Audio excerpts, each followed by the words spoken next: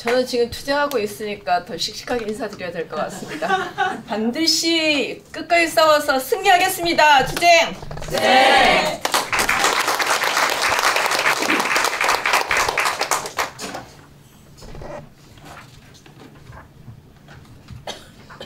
하고 싶은 말이 좀 많아가지고 길어질 수도 있습니다만 허락하시겠습니까? 일단 그 주제 토론이 있으니까요. 그 부분에 대한 관련된 얘기를 먼저 드리고 그 다음에 A학교 사안에서 어떻게 여성운동과 노동운동이 결합되고 그리고 학생들까지도 주체로 세우는 과정에서 저는 또 어떤 과제를 안고 이 주장을 하고 있는지 묶어서 좀 설명을 드리고 싶습니다. 우선은 자료를 보시면 현재 디지털 성폭력 사건 짚어보기라는 첫 번째 제목에서 제가 몇 가지 사건을 나열을 했고요. 그리고 이 사건을 나열한 것의 의미를 묶어서 말씀드리겠습니다. 여기 계신 동지들께서는 모두 아시겠지만 불법 합성 기술이라는 것이 매우 손쉽게 그리고 짧은 시간 안에 성폭력을 쉽게 할 수 있는 그런 기술로 상용화되고 있는데요. 평론가 손희정은 성적 취해 자본화에 주목하고 있습니다. 이 부분에 대해서 유심히 살펴볼 수 있는 부분이 성착취물의 시장의 규모와 운영 면에서 새로운 기술을 만나 더욱더 대규모 산업화되고 있다라는 부분입니다. 윤석열 정부가 어떻게 대응하는지는 이미 아실 겁니다. 실제로 법무부 산하에 디지털 성범죄 TF도 해체했고요. 예산 삭감하는 거 줄줄이 다 삭감됐죠. 여성가족부도 무력화됐고 성평등 도서 폐기되고 특히 교사로서 교육과정에 주목하고 있는데요. 성평등, 성소수자 등등의 중요한 개념들이 다 삭제된 상황입니다.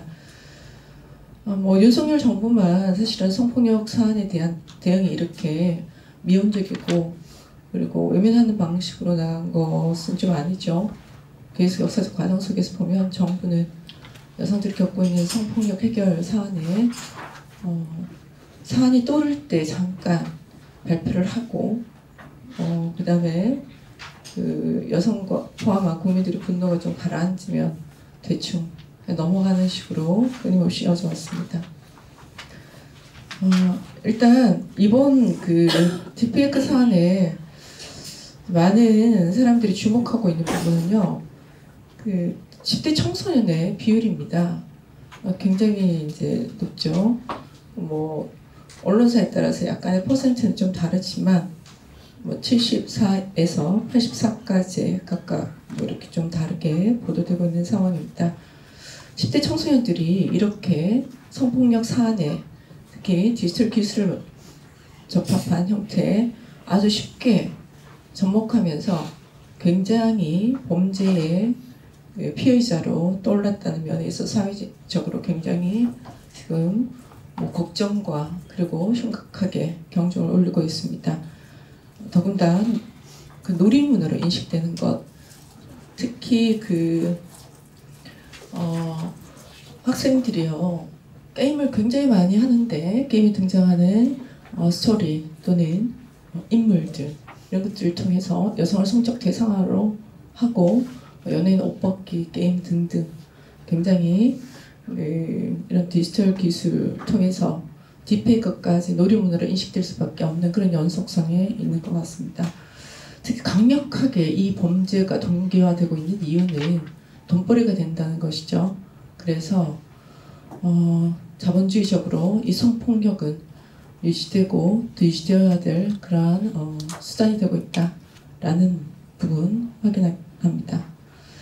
근데 이번에 사실 성폭력 처벌법의 개정안이 본회의를 통과했어요. 근데 너무 국민들이 분노하고 처벌을 해야 한다 이런 부분 포함해서 사회적으로 이번만큼은 뭔가 좀 제대로 해결해보고 가자 이런 요구 속에서 9월 26일 통과했는데 딥페이크 성착취물을 소지만 해도 구입하거나 저장만 해도 보기만 해도 3년 이하 징역 3천만 원 이하 벌금 뭐 이렇게 엄벌주에 처하는 이런 내용들이 강화되었죠. 근데 그 이후에 텔레그램 방에 130배가 더 생겼답니다. 그리고 딥페이크 처벌법을 비웃듯이 제 N에 소라넷도 등장을 했답니다. 소라넷에 대해서는 제가 자료에 설명해 두었는데요.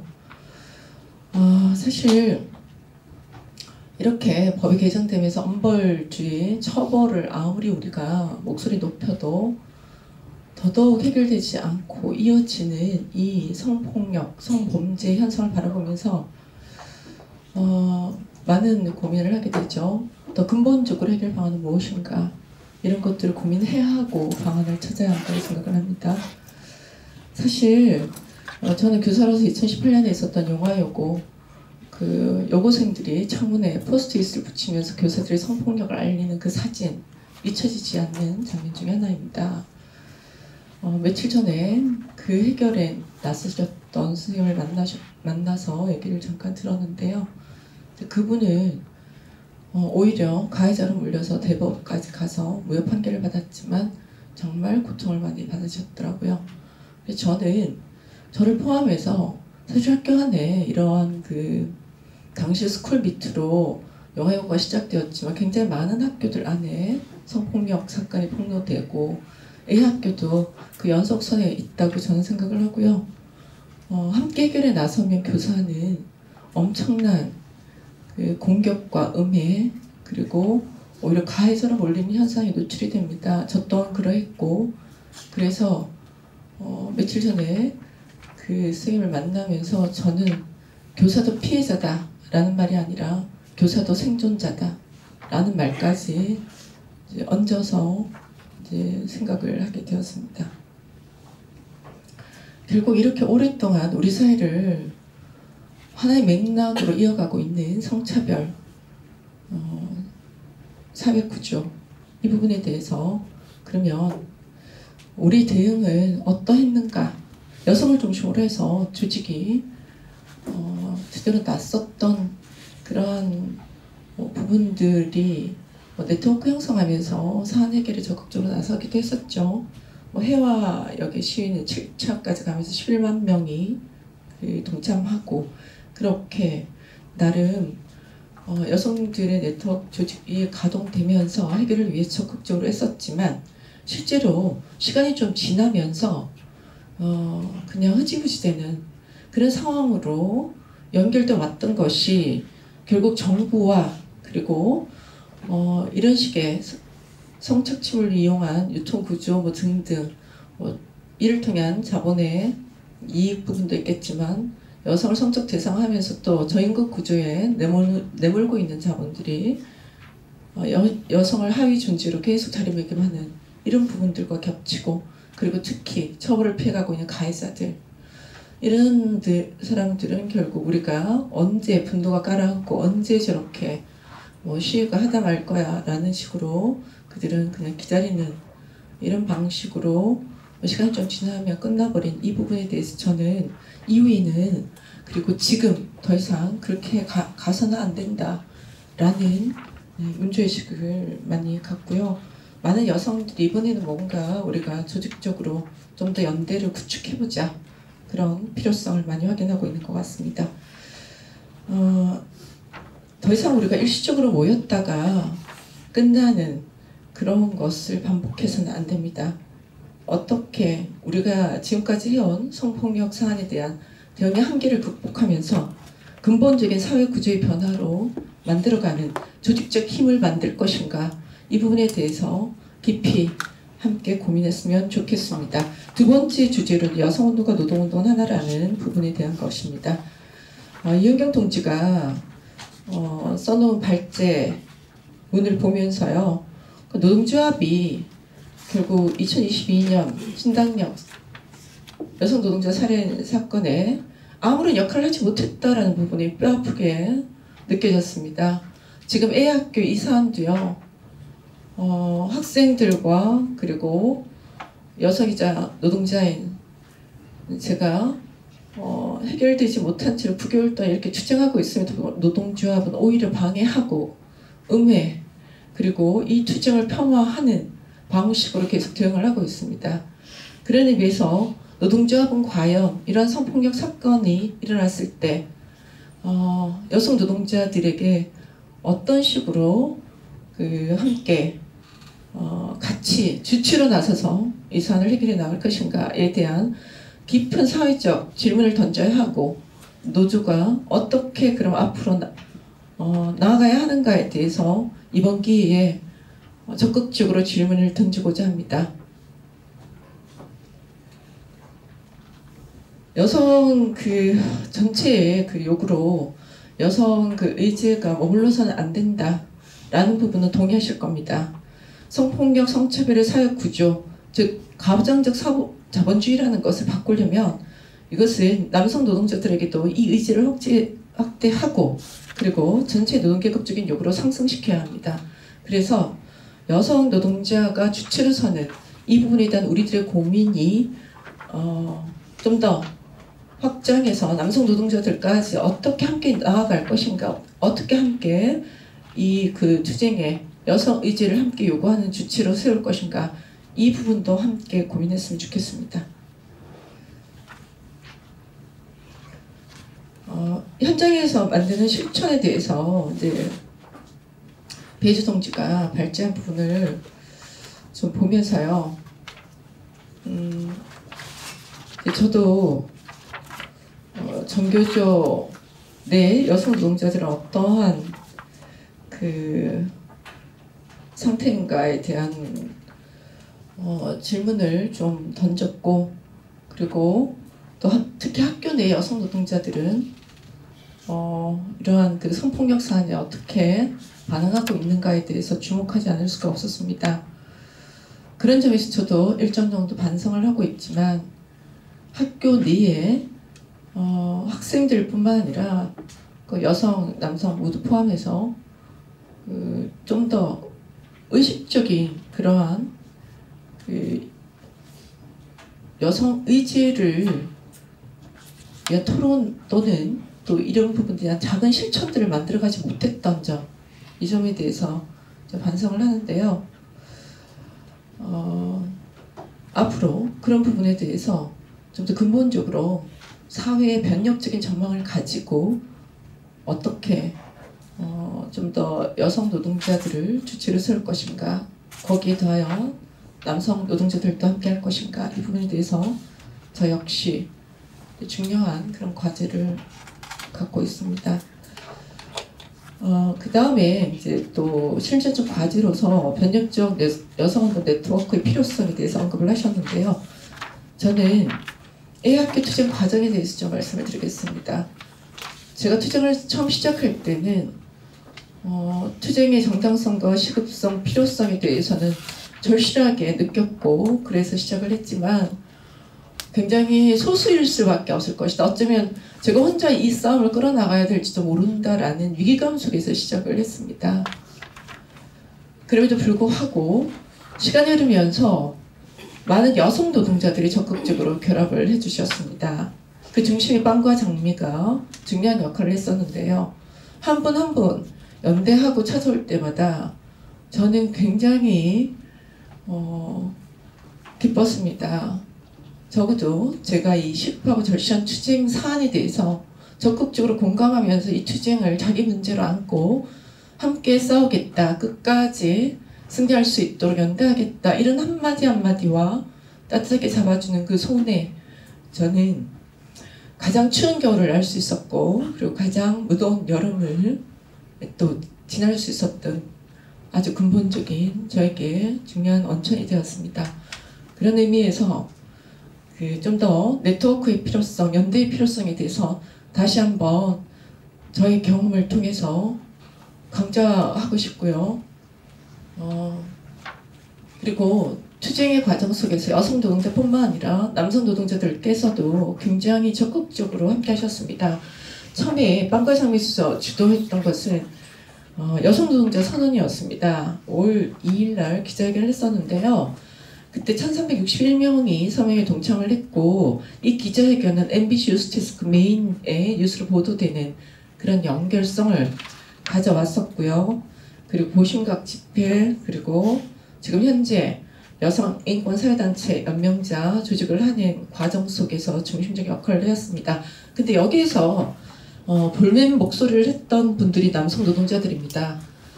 처음에 5월 2일 여성 노동자 선언을 조직할 때 우리도 하고 싶다. 왜 앞에 여성을 붙였냐. 그냥 노동자로 하자. 그러면 훨씬 더 많을 텐데. 라는 요구를 적극적으로 하셨고, 그리고 1361명 중에 그냥 이건 그냥 당연히 하는 줄 알고 했다라는 남성 노동자들도 많이 계셨습니다. 그래서 저는 여성운동의 과제 속에서 주체로 세우는 문제, 당연히 피해자인 여성, 그리고 이중 착취 속에 놓인 여성 주체로 서야 합니다. 그건 지극히 당연하지만, 그러나 여성의 힘만으로는 이 가부장적 사회주의, 가부장적 자본주의를 사회주의로 바꿔가는 이 과정, 사회 변혁의 과정 속에서는 불충분할 수 있고, 그 과정에 또 이후에 사회 변혁 이후에서도 사회를 중심적으로 여성 문제를 풀어가는 또 주체로서 남성은 굉장히 중요한 연대 구축해야 된다고 생각하는 것입니다.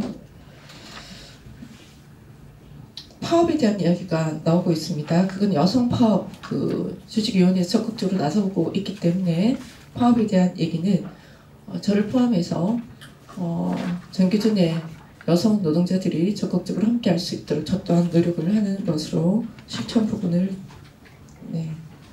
과제로 계속 노력하겠습니다. 마지막으로는 A학기 투쟁 사안을 좀 짚어보겠습니다. 오늘의 그 주제가 여성운동과 노동운동을 어떻게 결합한가, 굳건하게 결합하기라는 것이 없다고 하더라도 지금 A학기 투쟁 사안에서 남겨진 그런 화두들을 몇 가지만 좀 살펴보고, A학기 투쟁에서 여성운동과 노동운동이 어떻게 파괴되었고, 그리고 앞으로 어떻게 가져가야 되는가에 대해서 조금만 정리를 해보겠습니다. A학교 투쟁을 들여다보면서 많은 부분들이 아실 겁니다. 그리고 현재 그 딥페이크 부분에서도 정리된 것은 사전 예방 교육이 중요하다. 그리고 포괄적 성교육이 들어와야 한다. 포괄적 성교육은 인간의 존엄성과 관계복의 중심을 둔 것입니다. 유엔에서도 이미 가이드가 나와 있는데 한국 사회에서는 그걸 도입하지 않고 있습니다. 물론 대학 입시에 심각한 성적 위주의 교육과정, 그러한 부분들이 굉장히 이 성교육을 중요한 가치로 생각하지 않는 그러한 사회적 분위기가 여전히 존재하지만, 오히려 적극적으로 나서서 이제는 더 이상 미룰 수 없는 부분으로 포괄적 성교육이 교육과정에 들어와야 하고 수업시간도 확보되어야 한다는 것을 저는 계속 주장하고 있습니다. 이번에 딥페이크 성범죄가 떠올랐을 때 교육부가 했던 일을 조금만 소개를 하겠습니다. 그냥 공문만 내려보냈습니다. 그냥 그 아침 조회 시간이에요. 이제 수업 시간 확보가 안 되죠. 그러니까 이제 조회 시간 5분 동안 하라, 이런 것이었고, 그리고 교사에 따라서 그걸 한 교사도 있고 하지 않은 교사도 있습니다. 어떤 학교는 방송에 갑자기 나왔답니다. 아침 조회 시간에 학생들한테 멘트가 디지털 예방교육을 시작합니다. 이렇게 학생부 교사가 마이크를 잡고 시작을 했는데, 갑자기 명상 음악이 5분 정도 흘러나오고 나서 곧바로 방송으로 지도를 하는데 소리를 지르면서 차렷이라고 한 다음에 디지털 그 성범죄, 그러니까 딥페이크를 하면 강력하게 처벌할 것이다 라는 소리를 아글아글 쓰면서 짧게 한마디 하고 끝이 난 것이 딥페이크 예방교육이었답니다. 그래서 깜짝 놀랐답니다. 명상 음악이 나온 것도 너무 놀랐고, 게다가 다른 학교 사례를 좀 더 수집을 해봤는데요. 그 교육부에서 내려보낸 그 공문에 약간 딸린 자료, 그리고 영상 같은 거 조금 있고요. 그리고는 거의 다 이 교육을 제대로 할 수 없는 수준으로 대부분 끝났습니다. 이것은 결국 디페이크를 그냥 어떤 면에서 학생들이 해도 그냥 별반 처벌을 받지 않더라, 또는 심각하게 그 부분에 대해서 뭐 문제의식을 못 느끼는 그런 방식으로 다시 지속시키는 결과를 낳을 수밖에 없다라는 말씀을 드리겠습니다. 지금 사회자가 시간이 많이 지났다고 5분 내에 마무리해달라고 이야기하셨습니다. 그래서 할 말이 더 많이 남았지만 이제 정리를 좀 하겠습니다.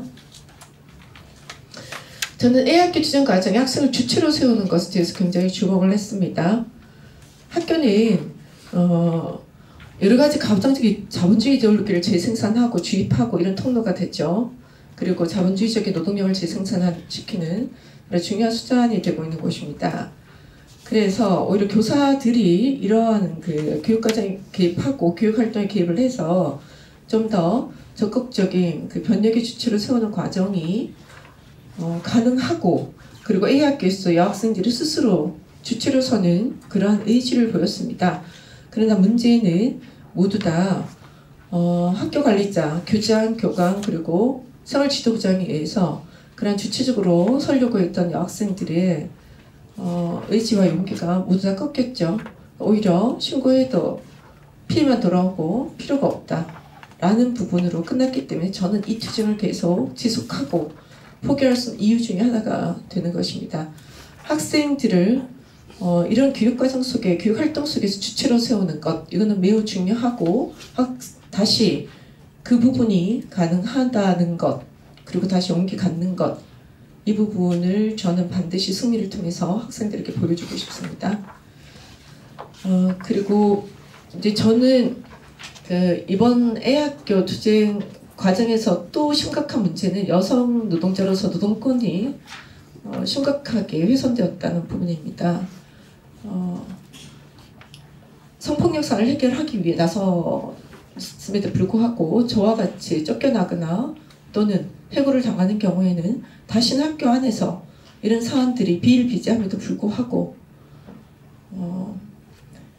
이 사안을 해결하기 위한 그런 여성 노동자들이 나서지 않을 것입니다.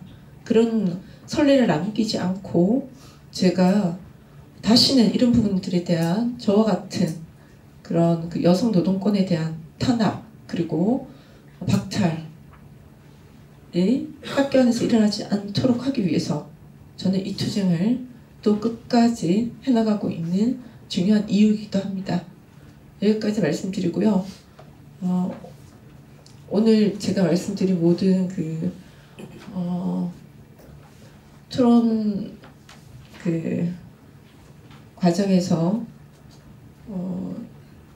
그냥 남기고 싶은 말씀 한마디만 드리고 이제 끝내겠습니다. A학교 투쟁은 승리해야 합니다. 반드시 승리해야 합니다. 지금 지켜보고 있는 수많은 학생들과 그리고 지금도 지속되고 있는 학교 안의 수많은 성폭력 사안들 모두 다 덮이고 있습니다. 그래서 그런 것들이 더 이상 덮이지 않도록 저는 교육부에 그리고 서울시 교육청에 성폭력 전수조사를 요구하고 있고 근본적인 해결 대책과 포괄적 성교육에 도입되도록 이렇게 요구하고 있는 것입니다.